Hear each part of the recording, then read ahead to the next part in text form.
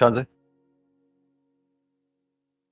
आप इतनी जल्दी आ गए? तुम ये बताओ कि तुम सजीला की तरफ क्यों गई थी? बात करने गई थी उससे। तुम्हें अपनी सेल्फ रिस्पेक्ट का कोई ख्याल नहीं है क्या? ये तुम शांसे से किस लहजे में बात कर रहे हो? अम्मी आप इससे पूछें कि क्या करती फिर रही है ये? तमीज से बात करो। वो जो भी कर रही है मैं तुम्हें उससे इस लहजे में बात नहीं करने दूंगी।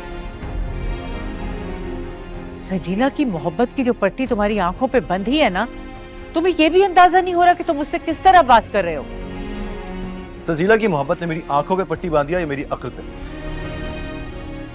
आप इससे पूछिए कि ये उसके सामने खुद को क्यों गिरा रही है।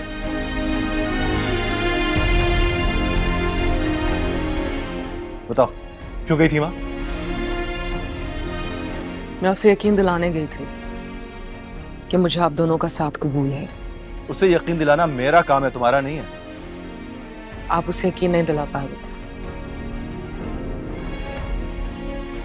आपके बगैर कहीं मुझे अंदाजा हो गया था। मुझे किसी सूरत कबूल नहीं होगा कि तुम उसके सामने अपने आप को डिग्रेड कर, समझी तुम? Thank you.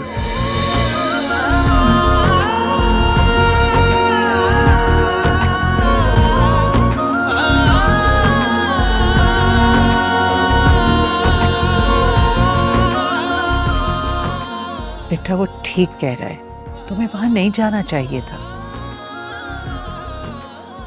आंटी, सजीला की ख्वाहिश थी और उसकी ये भी ख्वाहिश है कि आप बहुत जल्द उसकी अम्मी से बात करना उसके घर जाएंगी। ये उसकी ख्वाहिश नहीं, ये उसकी जिद है। तुम तो शानी की मोहब्बत में मजबूर होकर चली गई, मैं नहीं जाऊंगी। अब इस एहतजाज का कोई फायदा नहीं है। फायदा हो या ना हो, लेकिन मुझे ये तसल्ली तो रहेगी कि मैंने अपने हाथों से तुम्हारे लिए दुख नहीं समेटे। आपको क्यों ऐसा लगता है कि सजीला का शानी की जिंदगी में आ जाने से मेरा और शानी का ताल्लुक कमजोर पड़ जाएगा?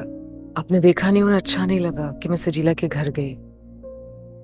वो मुझे सजीला के सामने डिग्रेड नहीं करना चाहते, तो अपना ताल्लुक मेरे साथ कैसे कमजोर होने देंगे? बेटा किस ताल्लुक की बात कर रही हो? मजबूरन एक दूसरे के साथ रहने को ताल्लुक नहीं कहते।